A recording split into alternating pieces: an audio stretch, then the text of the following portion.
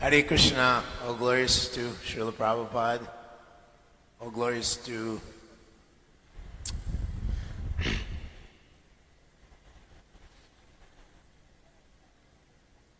Bhakti Charu Maharaj.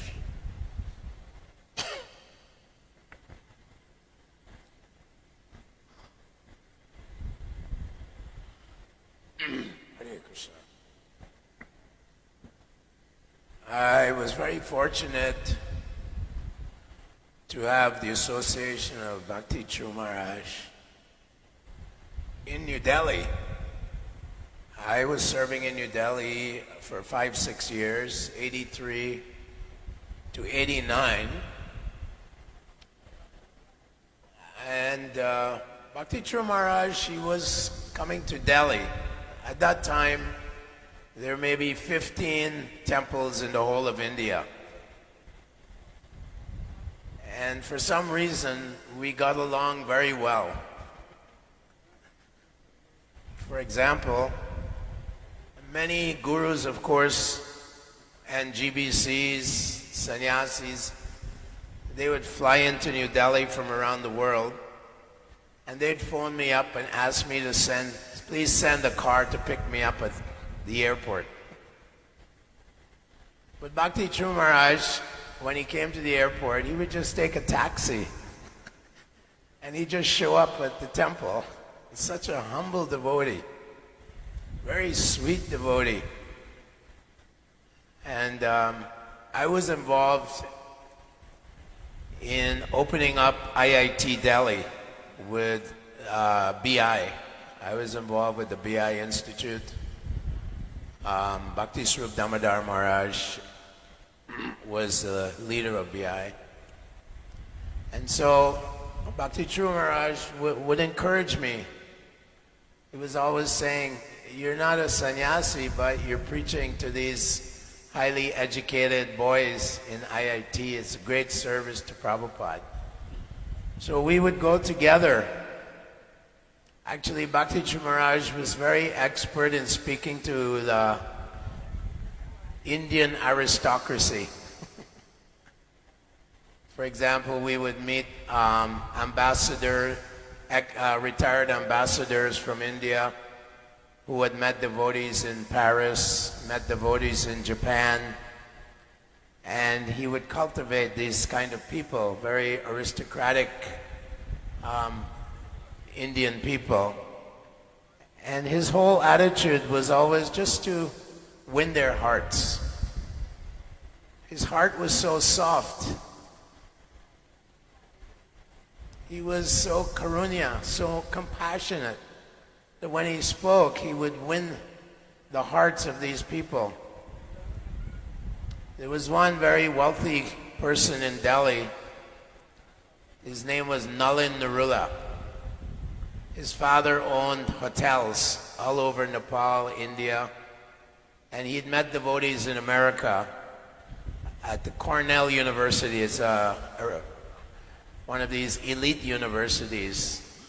And he was studying how to run hotels. Of course, Prabhupada said hotels are simply for sinful activities. So many leaders would approach this gentleman who was interested in Krishna, and tried to force him to become a devotee. Initiate him. And, initiate him.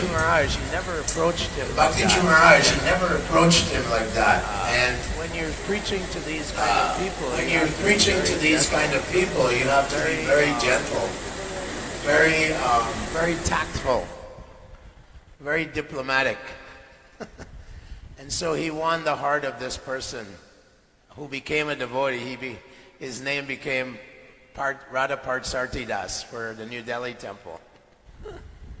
And he took shelter of Bhakti Charu Maharaj. Although his family were very opposed to They were selling alcohol, they were selling meat in their hotels. And he refused to work in that capacity, but he became a very nice devotee. So we also remember that when the farm New Mayapur in France, we were going to lose that farm in 1987, 88, and 1987, 88, 89. There were so many problems. The farm was going under. There were so many problems at the time in our movement. To lose this beautiful New Mayapur. We were going to lose this beautiful New Mayapur farm. He took it upon himself to raise funds, and he single-handedly saved that farm community in France. Single-handedly raised donations around the world and saved the farm. He also helped so many devotees in America who were doing some soul searching. They were struggling because of the problems we were having in our movement in the 80s and 90s. He was the safe haven for thousands and thousands of devotees who were struggling because of the leadership problems in our movement. And in America, of course, there's a lot of hostility against the Hare Krishnas because of the Christian element, the Jewish element, the media. But Bhakti Charu Maharaj would give so much shelter to these devotees in the West, in the world. So I'm very happy. Thank you very much. And I'm very proud to see, you should feel very proud that you've taken shelter of Bhakti Charu Maharaj.